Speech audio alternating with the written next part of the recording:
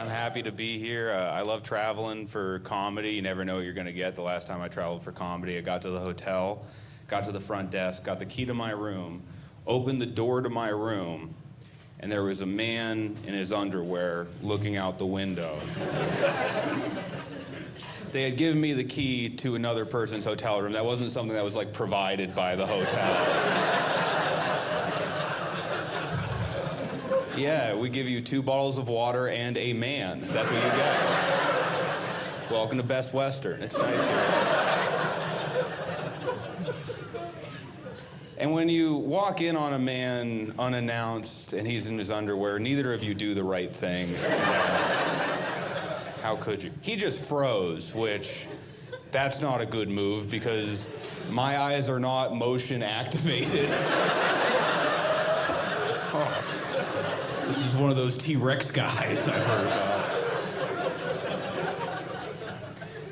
And I didn't do the right thing either. When you walk in on a man, because it's surprising, right? Usually when you see a man in his underwear, you're ready for it. Like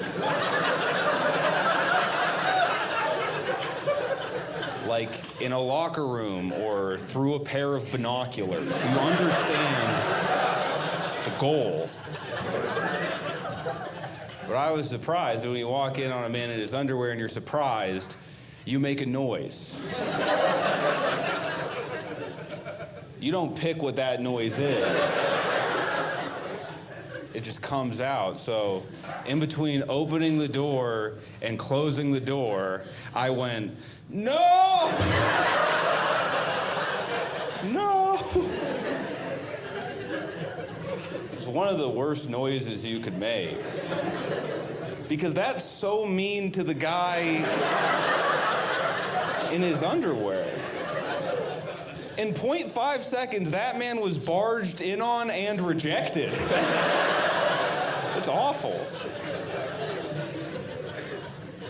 So I went to the front desk. I said, you gave me the wrong key to a room that was already occupied. And he said, yeah, I do that sometimes.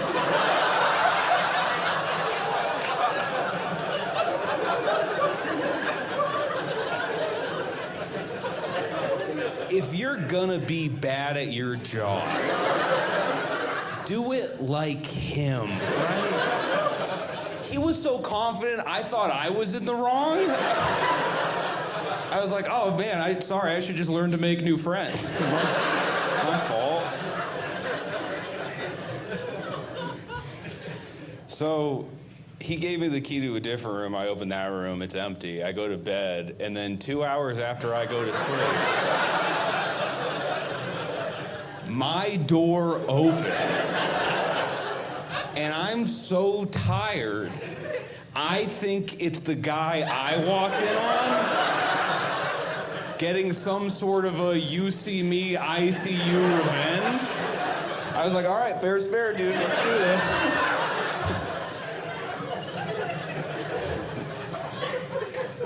I'm really glad I get to travel because I'm from Massachusetts. I stayed in Massachusetts for a very long time. I worked there for a really long time. I work construction. Construction's a great job. It's a great job because it's a simple job. A lot of people work very complicated jobs that require Zooms and webcams and ring lights, and that's not construction. It's a simple job. You need 2 things to work construction. You need to buy your own boots, and you need to be okay with coworkers admitting to murder to you. That is all you need. I have had 3 separate coworkers on 3 separate occasions admit to 3 separate murders to me. I'm sorry if that makes you feel uncomfortable. That's who built your house, okay? I loved construction. The only thing I don't like about it is I worked different jobs after, and I wasn't ready for the stuff at those jobs, right? Because there's different stuff at those jobs than construction. Like HR, for instance. Didn't know about that. I had no clue. And people complain about HR. They say HR overreacts to small problems, right? You can go to HR and be like, hey, Jeff is playing his music too loud. And they'll be like, okay, let's get Jeff arrested, right? They'll go too far. But in construction, you don't go to HR with your problems. You know who you go to with your problems? A foreman. You know what a foreman is? A foreman is a guy who underreacts to huge problems. I'd go to my foreman and be like, hey, Jim said he wants to make me his girlfriend.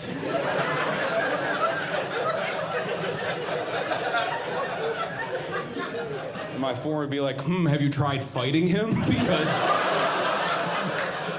that's step 1 through 10 of our conflict resolution strategy.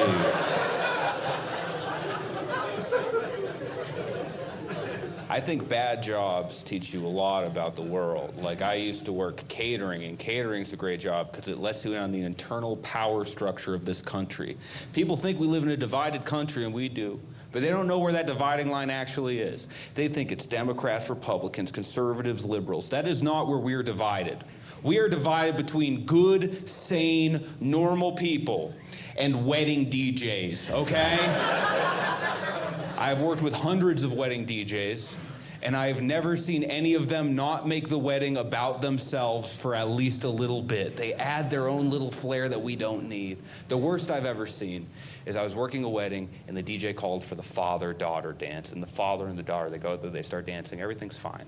And halfway through, the DJ goes, all right, now it's time for the father-son dance.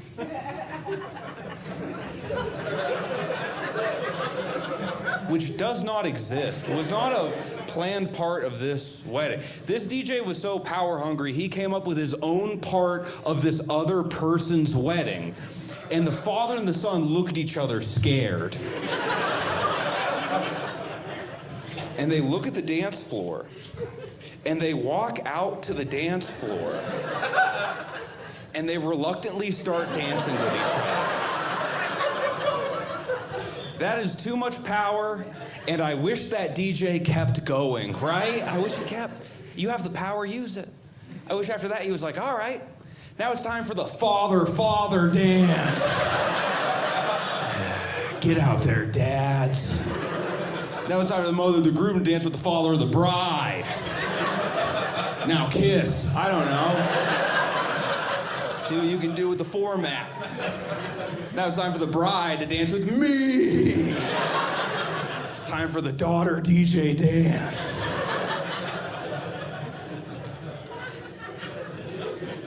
It's not the weirdest job I ever worked. The weirdest job I ever worked was when I was 14 years old.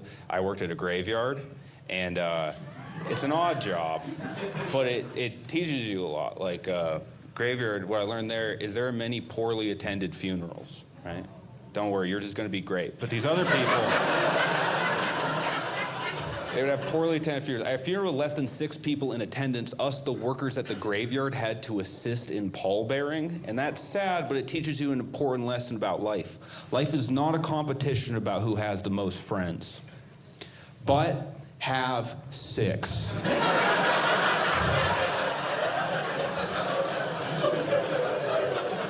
At all times.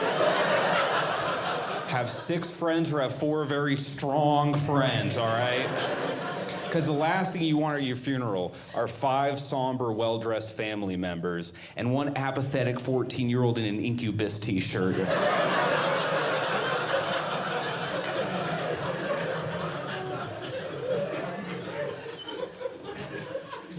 One time, me and a 15-year-old, he was my boss. We had to move a casket. We had to move a casket, just him and me. And you might think if you move a casket with somebody, you should, like, one take the front, one take the back, carry it like this. And if you think that, you are smarter than a 15-year-old. He had us each take a side facing each other. And we brought it up here for no reason. And sidestepped it. And a quarter of the way there, he's shaking, I'm shaking. And I look at him from across the casket. He's looking at me like he wants to say something. And I think what he's going to say is, let's put this down and rearrange ourselves. We're embarrassing each other. So I look at him, I go, yeah, dude, what? He goes, dude, we're getting so strong right now. I was like, that's why we're carrying it up here? He was like, yeah, it works the shoulders better. I was like, there is a deceased man in this coffin. He's like, yeah, and I think he was fat. Oh, I was like, I made him put it down, and I was like, dude, I feel like this is disrespectful. And he was like, I don't think so, because when you think about it, this man is no longer with us, and we're using his body to nourish our living bodies with exercise. In a way, it's almost honoring him. And I was like, that actually is not a bad point. He was like, yeah, I call it deadlifting. I was like, never mind. We shouldn't be doing this. I work those jobs in a really small town. I'm from a really small town. I live in a big city now. I live in Los Angeles. And I love the city, but there's things about the city I'm never gonna get used to. Like, I'm never gonna get used to the way people talk about aging in the city, because I come from a place where we let women do that. Isn't that crazy? We got free-range women walking around my hometown. We got organic, non-GMO ladies just letting time happen to their faces. Men get body shamed in the city too, by the way. It's this weird form of equality they've been cooking up, where I didn't know we could be body shamed until I went to this coffee shop. These two guys were talking to each other. One turned to the other and said, man, Daniel Craig is really aging poorly. Daniel Craig is a 58-year-old with a six-pack who is James Bond. If you think that is aging poorly, you do not know what people look like. I am from Buzzards Bay, Massachusetts. Daniel Craig would be the hottest 18-year-old in my town right now.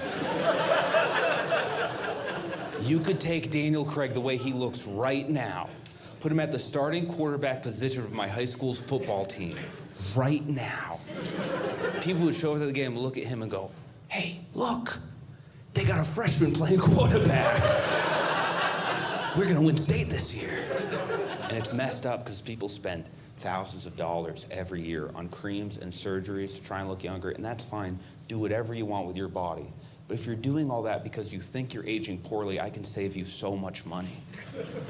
Before you spend $1,000 on cream, first spend $100 on a bus ticket to Buzzards Bay, Massachusetts. Get off that bus, look around, and realize you are beautiful just the way you are. You look at my hometown, you'll be like, oh wow, no sunscreen ever. All right, I'm gonna move here. I'm gonna run for Miss Buzzards Bay 2025. An award given to a woman who can throw a fish the furthest. That's who wins it. Yeah, it's good. I won it 5 years in a row, so.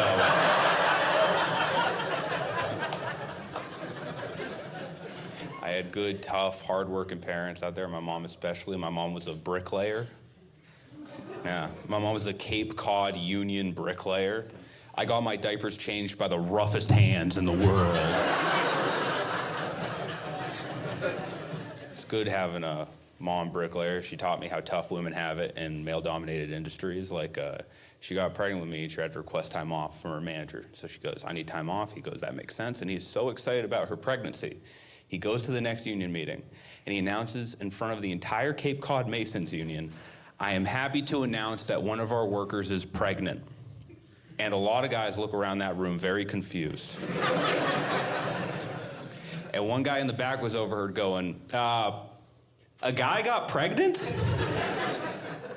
Let me explain to you why that's amazing. In that moment, it was less likely to that man that a woman was a bricklayer.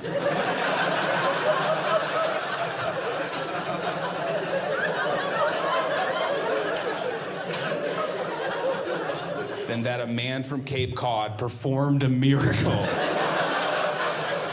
It's a magical fantasy form of sexism. My mom is a very tough feminist woman, but that wavers sometimes because she has a son, and I think that gets in the way every now and again. Like, she's the most feminist person I know, except towards a woman I just broke up with. For some reason, when I break up with a woman, she turns into Rush Limbaugh for like 15 minutes. Like, I'll call my mom and I'll be like, what are you doing, Mom? And she's like, we're fighting for equal work, we're fighting for equal pay. And I'll be like, things with me and Julie didn't work out. My mom will